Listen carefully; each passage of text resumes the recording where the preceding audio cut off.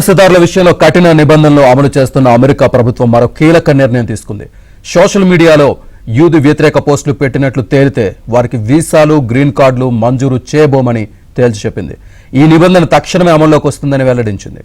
Student వీసాలు మొదలుకొని green cards దరఖాస్తుదారుల వరకు అందరి సోషల్ మీడియా పోస్టులపై నిఘా ఉంచుతున్నామని US citizenship and immigration services స్పష్టం చేసింది.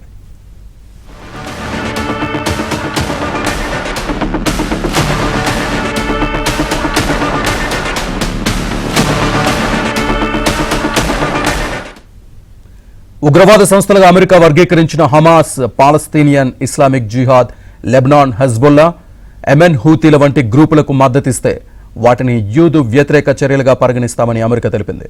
అలాంటి ఉగ్ర కార్యకలాపాలను ప్రచారం చేసిన వాటి గురించి సామాజిక మాధ్యమాల్లో అనుకూలంగా పోస్టులు పెట్టిన తీవ్రమైన పరిణామాలను ఎదుర్కోవాల్సి ఉంటుందని హెచ్చరించింది.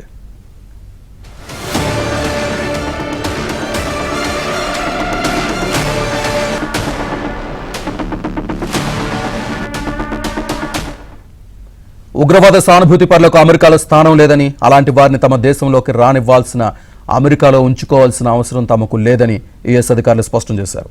అలాంటి పోస్టులు పెట్టే వారికి వీసా జారీ చేయబోమని, శాశ్వత నివాసానికి దారులు మూసుకుపోయినట్లేనని తెలిపారు. ఇప్పటికే వీసా ఉన్నవారు అలాంటి పోస్టులు పెడితే వారి నివాస హోదా రద్దవుతుందని తేల్చి చెప్పారు.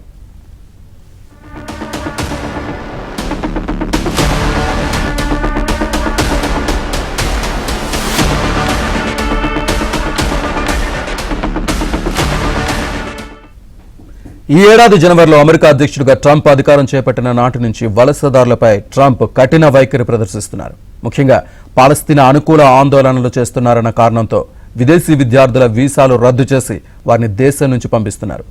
గత నెల 300 మందికి పైగా విదేశీయుల వీసాలను రద్దు చేసినట్లు విదేశాంగ మంత్రి మార్కో రూబియో ఇటీవల వెల్లడించారు. ఇక చిన్న చిన్న తప్పులకు సైతం వీసాలను రద్దు చేస్తామన్న హెచ్చరికలు వలసదారుల్ని భయపెడుతున్నాయి. వేగంగా వాహనం నడిపినా వీసా క్యాన్సిల్ చేస్తున్నట్లు ఇటీవల వార్తలు వినిపించాయి.